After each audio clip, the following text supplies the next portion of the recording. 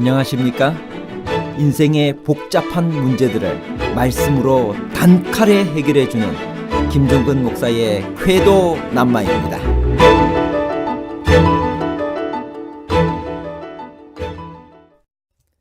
물이 왜 이렇게 더러워? 반찬에 고기가 하나도 없네? 차가 왜 이 모양이야? 서비스는 엉망진창이네. 힘들어 죽겠어. 여러분, 이런 불평의 말을 들으면 기분이 어떤가요? 그러니까 감사해요. 그럼에도 감사해요. 그럴수록 감사해요. 그것까지 감사해요. 언제나 감사해요. 여러분, 이런 감사한 말을 들으면 기분이 어떤가요? 불평하는 고객에게 정성을 다하고 싶을까요? 아니면 감사하는 고객에게 정성을 다하고 싶을까요?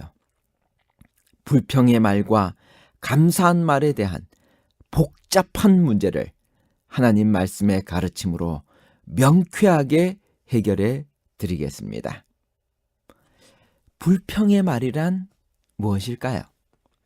마음에 들지 아니하여 못마땅하게 여김 또는 못마땅한 것을 말이나 행동으로 드러내는 것을 말합니다. 그렇다면 감사한 말이란 무엇일까요? 다른 사람이 나에게 어떤 도움이 되었는지 인정하고 말과 행동으로 고마움을 표현하는 것을 말합니다. 여러분, 불평의 말을 하는 이유는 무엇일까요? 불평은 많은 사람들이 가지고 있는 일종의 습관입니다. 습관적으로 불평을 많이 하다 보면 불평하게 돼요. 스스로가 상황의 희생자라는 생각이 매우 지배적이기 때문에 불평을 합니다. 자기 자신에게 벌어진 일에 대해 책임을 지지 않고 스스로가 좋아하지 않는 상황에 그 어떠한 조치도 취하지 않음으로써 불평을 하게 됩니다. 그러면 어떻게 감사한 말을 할 수 있을까요? 마음과 생각을 지켜야 합니다. 날마다 성령 충만함으로 말미암아 하나님의 다스리심에 순종하게 될 때 우리는 감사한 말을 할 수 있게 됩니다. 성경에서 불평의 말을 한 사례가 있을까요? 첫 번째, 사탄이 하늘에서 불평을 했습니다. 하나님께서는 당신의 거룩하신 품성을 따라 크신 자비를 베푸사 루스벨을 오래 참으셨다. 이전에는 하늘의 불평과 불만의 정신이 존재했던 적이 결코 없었다. 부조화 선지자 39페이지. 여러분, 사탄이 하늘에서 불평을 했습니다. 하나님을 향한 불평을 했던 것입니다. 두 번째, 아담의 불평이 나옵니다. 내가 어찌하여 이렇게 하였느냐고 물으셨을 때 그 여자는 뱀이 나를 꿰물어 내가 먹었나이다 라고 대답하였다. 왜 당신께서 뱀을 창조하셨습니까? 왜 뱀이 에덴에 들어오도록 허용하셨습니까? 이것들은 그 여자의 죄에 대한 변명 가운데 암시된 질문이었다. 이처럼 그 여자도 아담과 같이 그들의 타락의 책임을 하나님께 돌렸다. 자기 합리화의 정신은 거짓의 아비에게서 비롯되었다.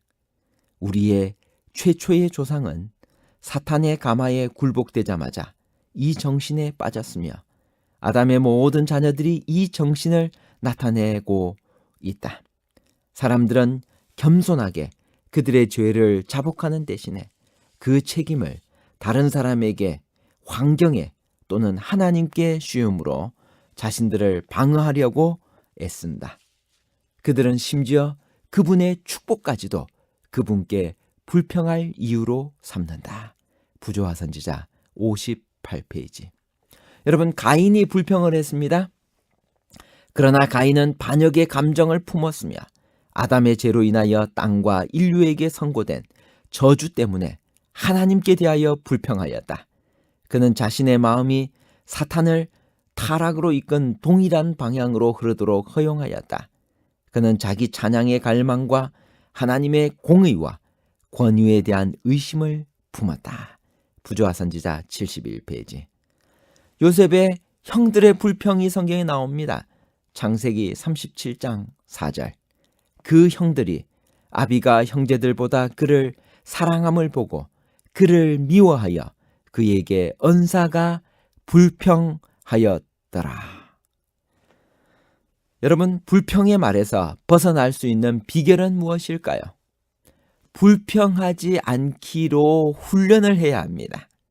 일어나는 일을 결코 부정하지 말아야 합니다.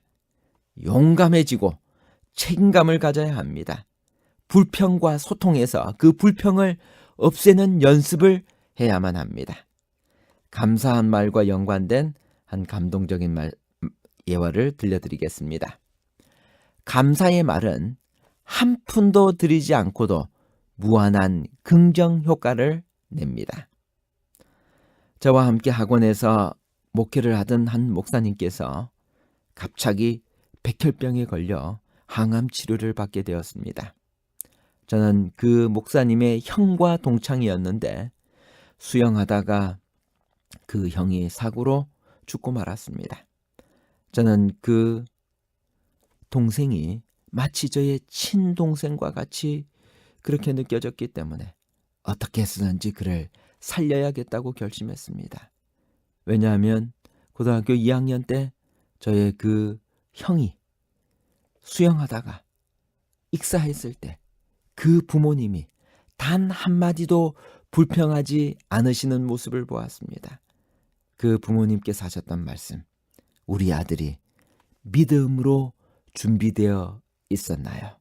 만약 준비되어 있었다면 하나님께 감사드리며 부활의 날 다시 만나기를 원합니다.